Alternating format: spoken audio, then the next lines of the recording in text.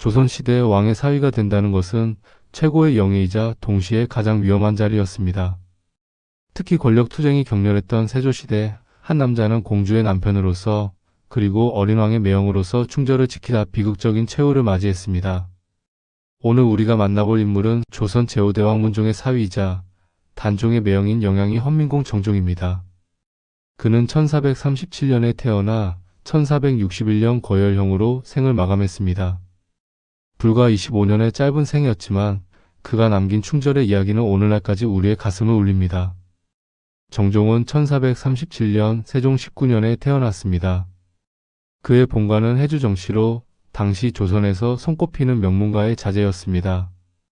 그의 가문은 이미 왕실과 깊은 인연을 맺고 있었는데 증조부 정윤규는 판해의 사사를, 조부 정역은 판중군 부사를 역임했으며 아버지 정춘경은 형조 참판을 지낸 고위 관료였습니다.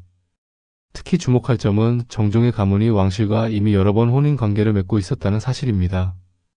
그의 고모는 세종대왕의 둘째 아들인 효령대군의 부인이었고 누나 중 한 명은 문종의 막내 동생인 영흥대군의 부인이었습니다.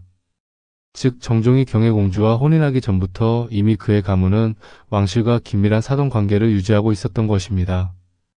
이러한 배경은 정종이 후일 왕실의 부마로 선택되는 데 중요한 요소로 작용했을 것입니다. 왕실 입장에서는 이미 검증된 가문이었고 왕실과의 혼인 경험도 있어 궁중예법과 왕실의 관습에 익숙한 집안이었기 때문입니다. 1450년 세종 32년 당시 14세였던 정종은 세자 문종의 딸 평창군주와 혼인을 하게 됩니다. 평창군주는 문종과 현덕 왕후건씨 사이에서 태어난 정녀로 문종에게는 하나뿐인 정녀였습니다. 이 혼인이 성사된 배경에는 특별한 사연이 있었습니다. 원래 왕실의 공주들은 대개 12세 즈음에 혼인하는 것이 관례였으나 평창군주는 16세에 이르기까지 혼인하지 않고 있었습니다. 이는 어머니 현덕 왕후를 일찍 여의고 홀로 남은 아버지 문종을 안타깝게 여긴 할아버지 세종의 배려 때문이었을 가능성이 높습니다. 하지만 세종의 건강이 악화되면서 상황이 급박하게 돌아갔습니다. 만약 세종이 승하하면 3년상을 치러야 하고 그 기간 동안에는 혼인을 할 수 없었기 때문입니다. 3년 탈상을 하고 나면 평창군주의 나이가 20세에 가까워져 당시로서는 관연한 나이가 되는 것이었습니다. 이러한 사정으로 급히 혼인이 추진되었고 명문가의 자제이면서도 정치적으로 과도한 영향력을 행사하지 않을 것으로 판단된 정종이 부마로 선택되었습니다. 1452년 문종이 즉위하면서 정종의 삶에도 큰 변화가 찾아왔습니다. 아내인 평창군주는 경혜공주로 진봉되었고 정종 자신도 영양위에 봉해졌습니다. 영양이라는 봉호는 그의 본관인 해주의 별칭인 대령에서 따온 것으로 왕의 사위로서의 위상을 나타내는 것이었습니다. 문종은 사위와 딸을 위한 저택을 마련하는 데에도 심혈을 기울였습니다. 당시 한양의 대표적인 부촌이었던 양덕방, 지금의 종로구 개동 일대에 있던 약 30여 채나 되는 집들을 철거하고 그 자리에 경혜공주와 정종을 위한 웅장한 저택을 지었습니다.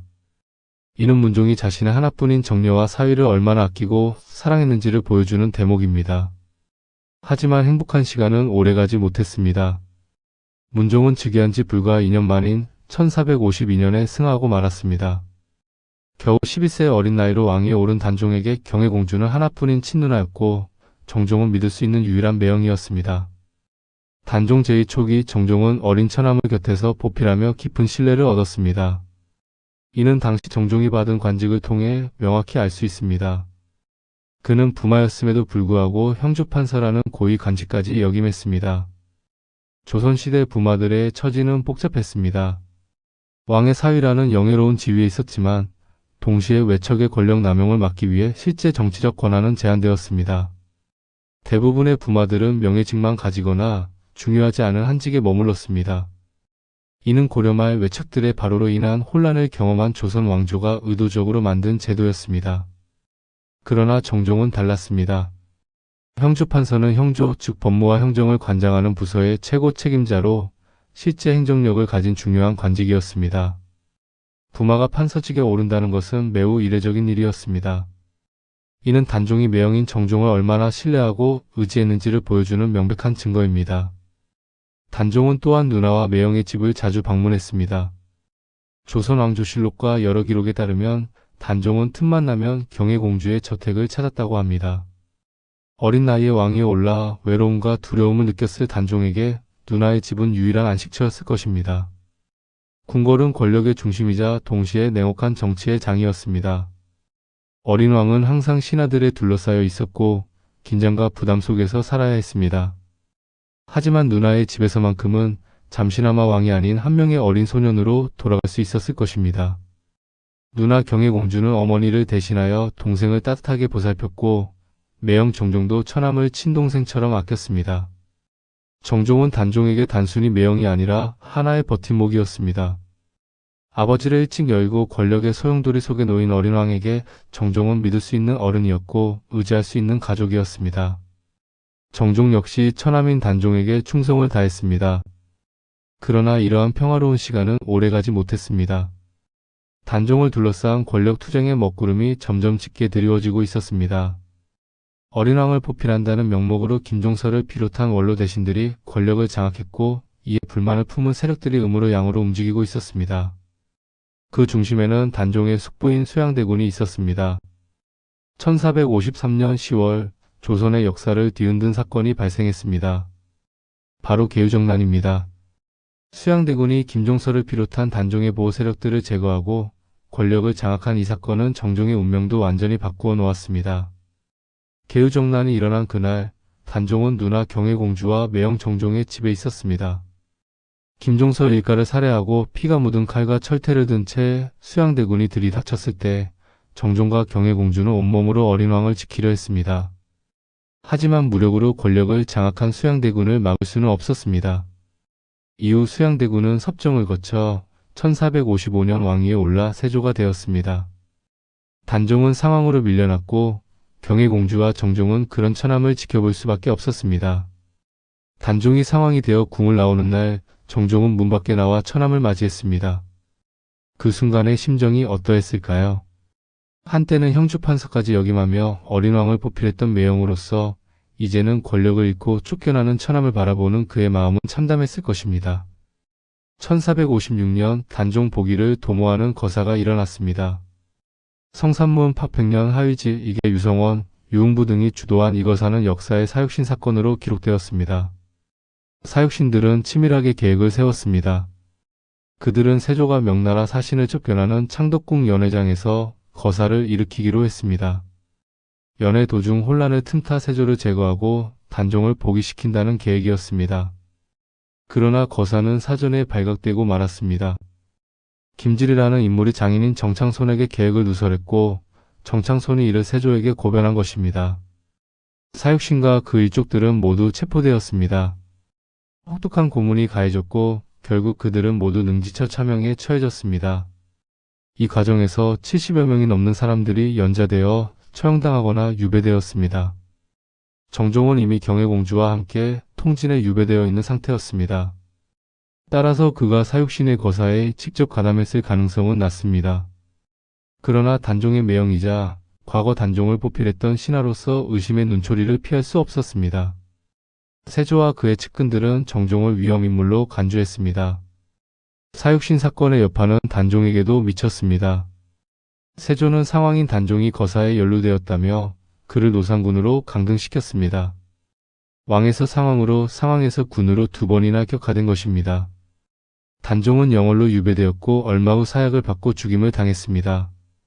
1457년 10월 24일 단종은 겨우 17세의 나이로 비극적인 생을 마감했습니다. 단종의 죽음 소식을 들었을 때 정종과 경혜공주의 심정은 어떠했을까요? 어머니를 일찍 여의고 고생하던 어린 동생 왕위에 올랐지만 행복하지 못했던 처남이 그렇게 비참하게 죽었다는 소식은 두 사람에게 엄청난 충격이었을 것입니다. 경혜공주는 하염없이 울었을 것이고 정종은 분노와 슬픔으로 치를 떨었을 것입니다. 유배지에서의 생활은 고달팠습니다. 한때 양덕방의 화려한 저택에서 살았던 두 사람은 이제 초라한 유배지에서 감시를 받으며 살아야 했습니다. 하지만 그들은 서로를 의지하며 버텨나갔습니다. 역경 속에서 두 사람의 부부애는 더욱 깊어졌습니다. 정종과 경혜공주는 여러 곳으로 옮겨 다니며 유배 생활을 했습니다. 통진에서 시작된 유배는 다른 지역으로도 이어졌습니다. 그들은 이곳저곳으로 끌려다니며 불안한 나날을 보냈습니다. 하지만 정종의 마음속에는 여전히 단종에 대한 충성심이 불타고 있었습니다. 1461년 세조 7년, 단종이 죽은 지 4년이 지난 시점이었습니다.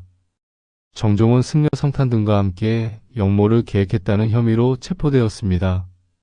그가 정말 역모를 꾸몄는지 아니면 누명을 쓴 것인지는 명확하지 않습니다. 하지만 세조 입장에서 보면 단종의 매형이자 과거 단종을 충실히 포필했던 정종은 언제든 위험 요소가 될 수 있는 인물이었습니다. 정종은 한성으로 압송되어 의금부에서 혹독한 국문을 받았습니다. 고문이 가해졌고 자백을 강요당했습니다. 그러나 정종은 끝까지 당당했습니다. 고통스러운 고문을 받으면서도 그는 어서 죽여달라며 의연한 태도를 잃지 않았다고 합니다. 자신의 죄를 부인하거나 목숨을 구걸하지 않았습니다. 오히려 죽음을 두려워하지 않는 모습을 보였습니다. 조정에서는 정종의 처벌 문제를 놓고 논의가 있었습니다. 그는 왕의 사위였고 경혜공주의 남편이었습니다. 그러나 반역죄라는 중대한 범죄로 몰린 이상 그 어떤 지위도 소용이 없었습니다. 결국 정종은 반역죄로 거열형에 처하기로 결정되었습니다.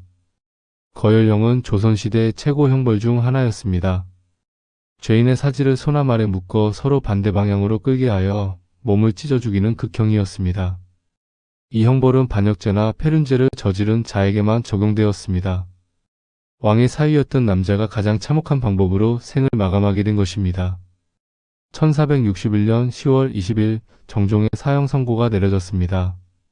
처형일이 다가왔습니다. 경혜공주는 남편을 살리기 위해 필사적으로 노력했을 것입니다. 하지만 세조의 결심은 확고했습니다. 더 이상 단종 세력의 잔재를 남겨둘 수 없었던 것입니다. 처형장으로 끌려가는 정종의 모습을 상상해봅니다. 그는 떳떳했을 것입니다. 자신이 무엇을 위해 죽는지 알고 있었고 후회하지 않았을 것입니다. 천암 단종에 대한 충성, 정의에 대한 신념을 지켰다는 자부심이 있었을 것입니다. 거열형이 집행되었습니다.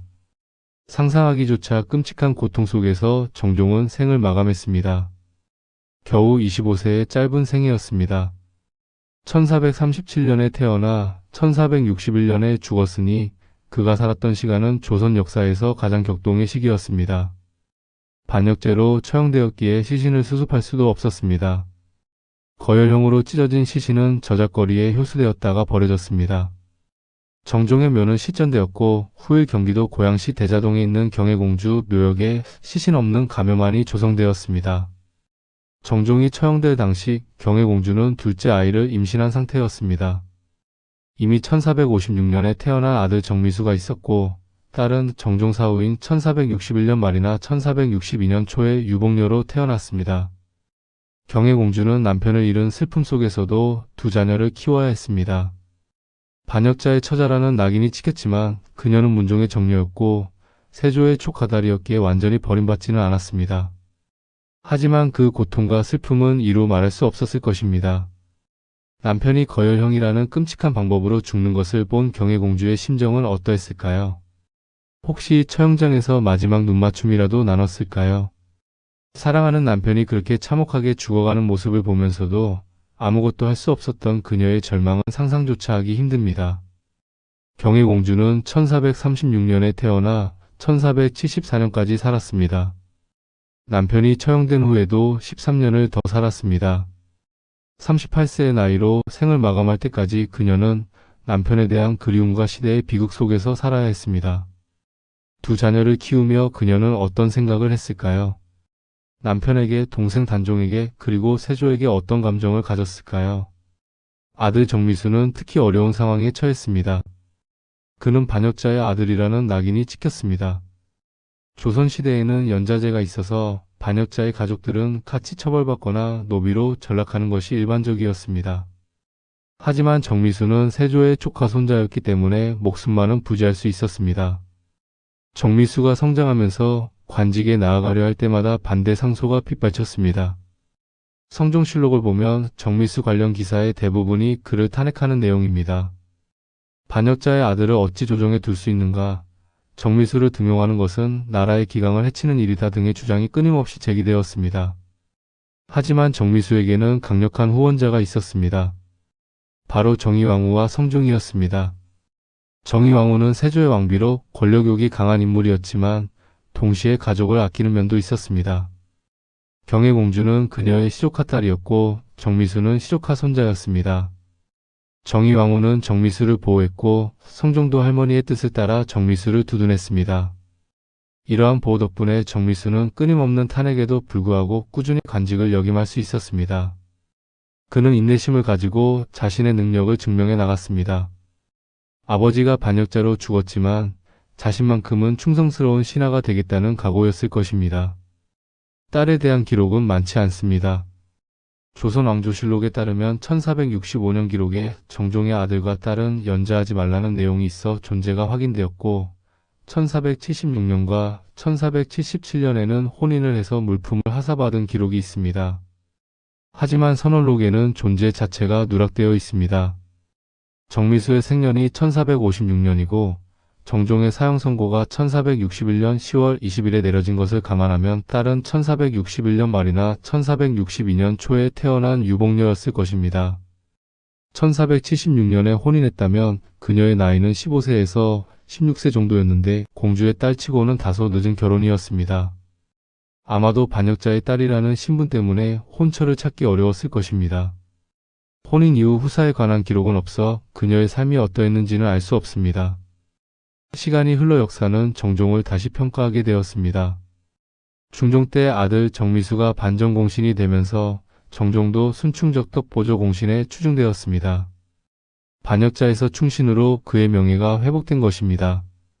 더 나아가 숙종 때 단종이 왕으로 복이 되면서 정종의 위상도 한층 높아졌습니다. 그는 단종에게 충성을 다한 신하로 인정받아 장릉 배식단에 배양되었습니다. 배식단에 배양된다는 것은 왕과 함께 제사를 받을 자격이 있다는 의미로 가장 큰 명예 중 하나였습니다. 헌민이라는 시호도 이때 내려졌습니다. 헌은 총명하고 지혜로우며 덕이 있다는 뜻이고 민은 애통함, 슬픔을 의미합니다. 충성스럽고 지혜로웠지만 비극적으로 생을 마감한 그의 삶을 잘 표현한 시호라 할 수 있습니다. 정종의 삶은 조선시대 부마의 비극적 운명을 상징적으로 보여줍니다. 왕의 사위가 된다는 것은 최고의 영예였지만 동시에 권력투쟁의 한가운데 서게 되는 것을 의미했습니다. 특히 정종이 살았던 시대는 조선 역사상 가장 치열한 권력투쟁이 벌어졌던 시기였습니다. 세조의 왕위 찬탈, 사육신의 거사, 단종의 죽음 등 일련의 사건들은 많은 사람들의 삶을 파괴했습니다. 정종은 그 소용돌이 한가운데서 처남인 단종에 대한 충성을 지키다 목숨을 잃었습니다. 그의 선택이 현명했는지는 판단하기 어렵습니다. 만약 그가 세조에게 순응했다면 부귀영화를 누리며 살 수 있었을 것입니다. 실제로 많은 신하들이 그렇게 했습니다. 하지만 정종은 자신의 신념과 충성심을 지켰고 그 대가로 목숨을 잃었습니다. 정종의 죽음 이후 그의 가문은 어떻게 되었을까요? 앞서 언급했듯이 아들 정미수는 중종반정 공신이 되어 해평부원군에 봉해졌습니다. 그는 1456년에 태어나 1512년까지 살았으니 56세까지 산 셈입니다. 아버지가 25세에 죽은 것에 비하면 2배 이상 오래 산 것입니다. 정미수는 정경부인 전에 이씨와 결혼했습니다. 그녀는 이덕량의 딸로 역시 양반 가문 출신이었습니다. 하지만 정미수에게는 자녀가 없었습니다. 문종의 핏줄은 정미수에서 끊어진 것입니다. 문종에게는 경혜공주와 경수공주 2딸만 있었는데 경수공주는 후사가 어떻게 되었는지 기록이 명확하지 않고 경혜공주의 아들 정미수가 후사가 없었으니 문종의 직계 혈통은 여기서 끝난 것입니다. 하지만 정미수는 가문을 이어가기 위해 양자를 입양했습니다. 칠촌 조카인 정승유를 양자로 삼은 것입니다. 정승유는 1488년에 태어나 1534년까지 살았습니다. 그는 정미수의 뒤를 이어 해주 정씨 가문을 이어갔습니다. 정승유에게는 외동딸이 있었습니다. 파진군 부인 해주 정씨라고 기록된 이 여성은 1513년에 태어나 1560년까지 살았습니다. 그녀는 연산군의 후궁 희빈 홍씨의 장남인 금원군과 혼인했습니다. 연산군의 자식들은 중종 반정 이후 어려운 처지에 놓였지만 정승유의 딸과의 혼인을 통해 어느 정도 안정을 찾을 수 있었을 것입니다. 이렇게 해주 정씨 가문은 계속해서 왕실과 인연을 맺으며 이어졌습니다. 정종 이후에도 그의 후손들은 조선 사회에서 양반으로서의 지위를 유지했고 관직에 나아가기도 했습니다. 정종이 반역자로 죽었지만 그의 가문은 살아남았고 번영했습니다. 정종의 딸에 대해서는 앞서 언급했듯이 기록이 많지 않습니다. 다만 혼인 기록이 있는 것으로 보아 결혼을 했지만 후사에 대한 기록이 없는 것으로 보아 자녀가 없었거나 있었더라도 일찍 죽었을 가능성이 있습니다. 경혜공주는 남편이 처형된 후에도 1474년까지 살았다고 했습니다. 그녀는 1436년에 태어났으니 38세까지 산 것입니다. 당시로서는 짧지 않은 수명이었지만 그녀의 삶은 행복하지 않았을 것입니다. 어머니를 일찍 여의고 아버지도 일찍 세상을 떠났으며 유일한 동생은 비참하게 죽었고 사랑하는 남편도 거열령으로 죽었습니다. 경혜공주가 죽었을 때 아들 정미수는 18세였습니다. 어머니의 죽음은 그에게 큰 충격이었을 것입니다. 하지만 그는 어머니의 뜻을 이어 살아남아야 했고 가문을 지켜야 했습니다. 그리고 그는 그 책임을 다했습니다. 영양이 헌민공 정종의 삶을 돌아보면서 우리는 무엇을 배울 수 있을까요? 그의 삶은 충성과 신념 그리고 그것을 지키기 위한 희생에 대해 생각하게 합니다. 권력 앞에서 많은 사람들이 타협하고 순응합니다. 그것이 생존의 방법이고 때로는 현명한 선택일 수도 있습니다. 하지만 정종은 다른 길을 선택했습니다. 어린 처남에 대한 충성, 정의에 대한 신념을 끝까지 지켰고 그 대가로 가장 참혹한 방법으로 생을 마감했습니다. 그의 선택이 옳았는지 현명했는지는 쉽게 판단할 수 없습니다. 하지만 분명한 것은 그가 자신의 신념에 따라 살았고 그것을 위해 목숨까지 바쳤다는 사실입니다. 그리고 그의 충절은 후대에 인정받아 그는 충신으로 기억되고 있습니다. 정종의 묘는 실전되었지만 그의 가면은 지금도 고양시 대자동에 남아 있습니다. 시신 없는 빈 무덤이지만 그곳에는 한 시대를 살다 간 충신의 넋이 서려 있습니다. 경혜공주와 함께 조성된 묘역은 비극적으로 생을 마감했지만 서로를 깊이 사랑했던 두 사람의 사랑을 증명하고 있습니다. 영양이 헌민공 정종. 그는 왕의 사위로 태어나 충신으로 죽었습니다. 권력의 소용돌이 속에서 신념을 지킨 한 남자의 이야기. 그의 삶은 오늘날 우리에게도 여전히 울림을 주고 있습니다. 충성과 신념, 사랑과 희생. 이 모든 것이 담긴 정종의 삶은 역사책 속 기록을 넘어 우리의 가슴에 살아 숨쉬는 이야기로 남아 있습니다. 비록 그의 시신은 거열형으로 사라졌지만 그의 정신과 충절은 역사 속에 영원히 기억될 것입니다.